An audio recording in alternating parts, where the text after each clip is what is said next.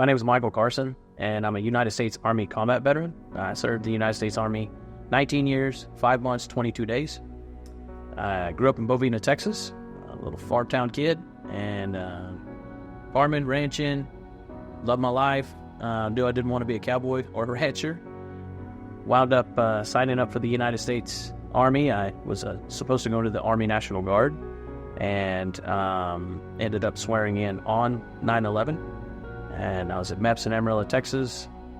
They locked MEPS down and put me on a Greyhound bus instead of on a plane. And when I got to basic training, the drill sergeant said, "Get off the bus, you're going to war."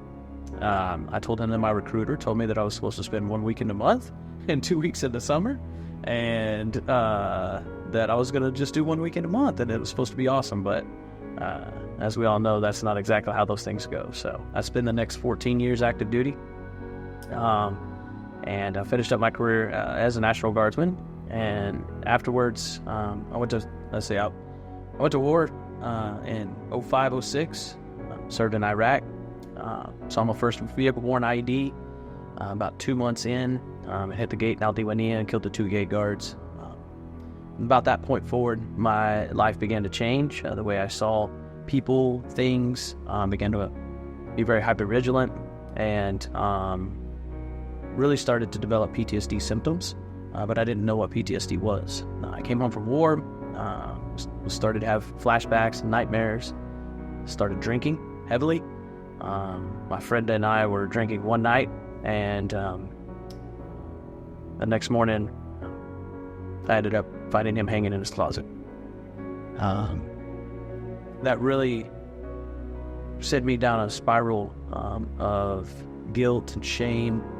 I thought it was my fault somehow, and I should have seen the signs, and so started drinking heavily, even worse.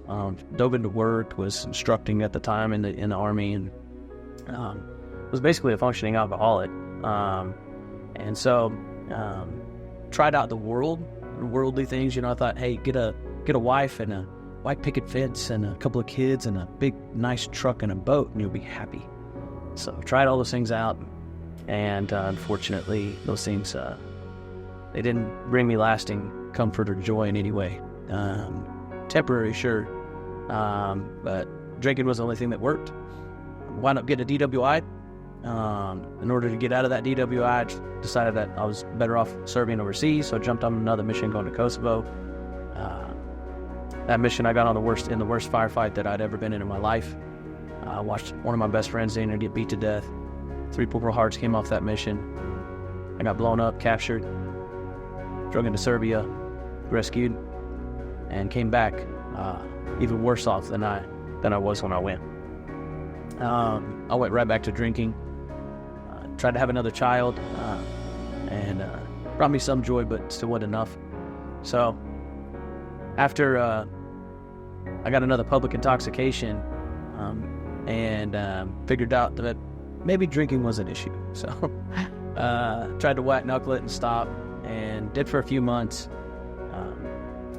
Wound up moving from Lubbock to Austin. I was living with my in-laws at the time, with my wife and 2 children, 2 girls. And I got a phone call that the guy that had dinner got beat to death had just shot himself. And I went straight to the bar. It's the only thing I knew that would really take care of it.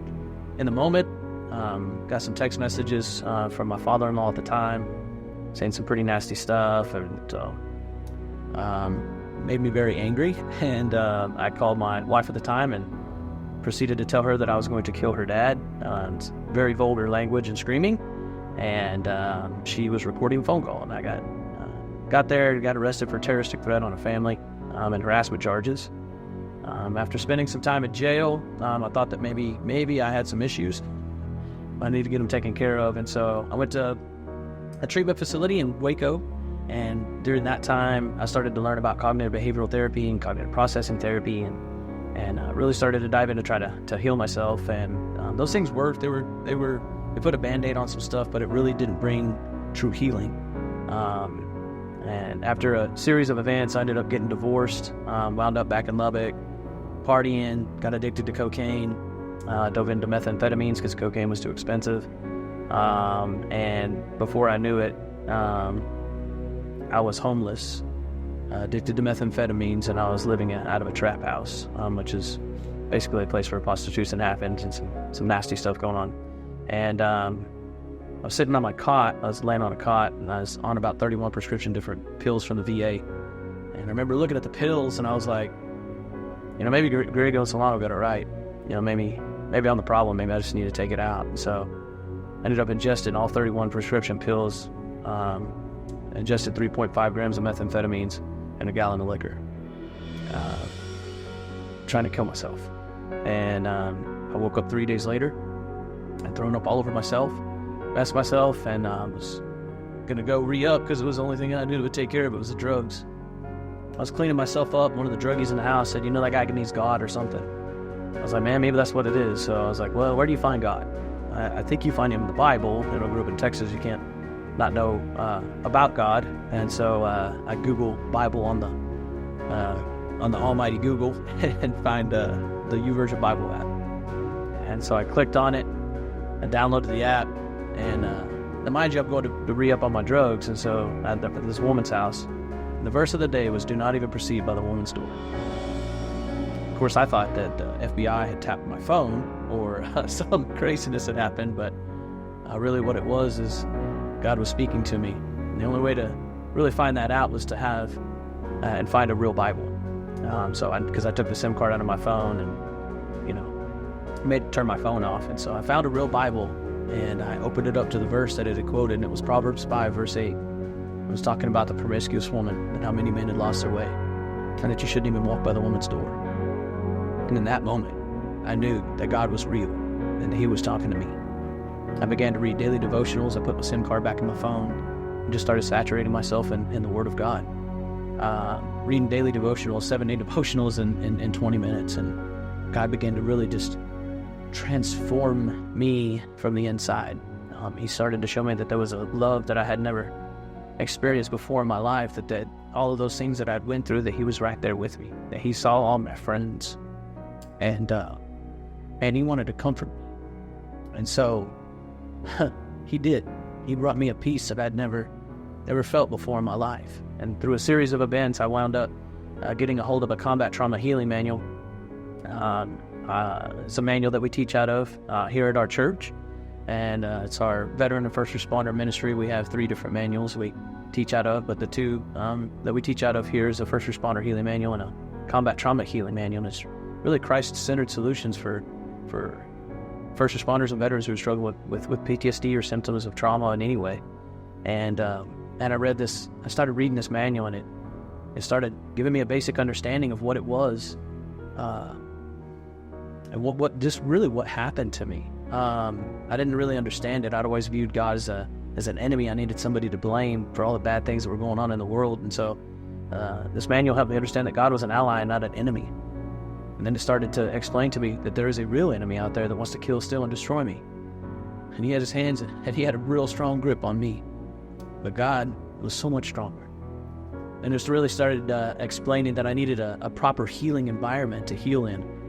You see, cognitive behavioral therapy and cognitive processing therapy and all those things are amazing. But God is the only real true healer. You don't, our manual talks about it, but the doctor doesn't necessarily heal you. See, what the doctor does is he comes in and he cuts out the bad stuff. But God's perfectly designed body actually heals itself. It just needs a proper healing environment. And that's what we provide here at the Cityview Bible Church and our first responder and veteran ministry. We provide a proper healing environment for God to come in and be the surgeon. And so, as I processed through that manual and worked through it, God changed my life and he transformed me. I became a National Outreach Director for the Freedom Fighter Foundation, which is where I'm at today. I'm remarried to my beautiful wife, Crystal. I have my 2 girls, Grayson and Hadley, back in my life. I didn't see them for 2 years. They've since been baptized here at this church. And so we have an amazing church community here. I serve as a chaplain at the Round Rock Police Department now. The judge that actually sentenced me to terroristic threat, I worked for her for 2 years as a Veterans Treatment Court mentor coordinator. And it just shows how God can really transform and change somebody when you get them put in a proper healing environment and allow God to do the work that he can only do. Today, I'm transformed and changed. I'm completely new. I haven't had a nightmare in 5 years. I haven't touched alcohol or drugs in over 5 years. Again, I have an amazing family. My girl's with me. I have 3 amazing stepsons, Jacob, Jonah, and Jude. And we're an amazing, amazing family, and we have an amazing church family now. It's only possible through the redeeming power of Jesus Christ. He truly did restore and bring back so much more joy to my life. And I have this church, I have the Combat Trauma Healing Manual, and a group of brothers to thank for all of that. So my name is Michael Carson, and I'm a freedom fighter. Our veteran and first responder ministry continues to be a healing environment for anybody struggling with line of duty stress and trauma, PTSD, or any of those symptoms that might be associated with post-traumatic stress, combat trauma, or just even serving in the military. So if you are a veteran, a first responder, or know someone who's a veteran or first responder, they could use a healing environment for Jesus to come in and do a transformation on their life, why don't you have them reach out to us?